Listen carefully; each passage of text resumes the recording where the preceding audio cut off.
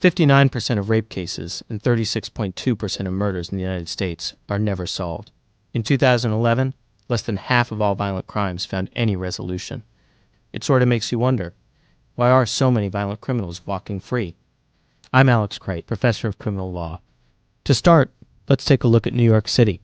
Since Michael Bloomberg has been mayor, police have spent 1 million man-hours working 440,000 arrests for, get this, marijuana possession. That's a lot of police busting parties instead of tracking down violent criminals. This goes beyond any one city or state. Nationwide, we would save $41.3 billion every year by ending the war on drugs.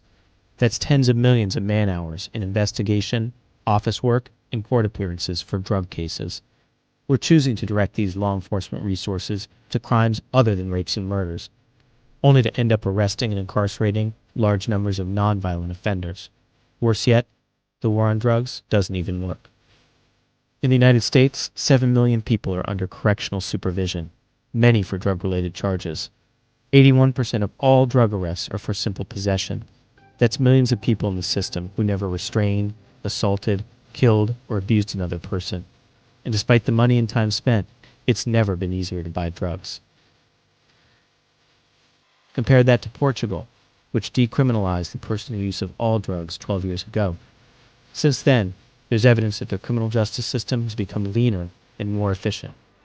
They chose to treat addiction as an illness, not a crime, and to make a meaningful distinction between violent and non-violent offenders. This has also, unsurprisingly, helped those most vulnerable to the harms of controlled substances by decreasing their use among children and lowering the number of new HIV infections. Who in our society is in pain, and how can we help them? We can direct more resources to prosecute violent offenders, actual criminals who leave behind victims and survivors. We can ensure every single victim of assault or sexual violence a full and credible investigation of their claims. Even if we disagree on the legal status of drugs, can't we make that guarantee to victims first? We should ask ourselves, who are the real victims of the government's war on drugs?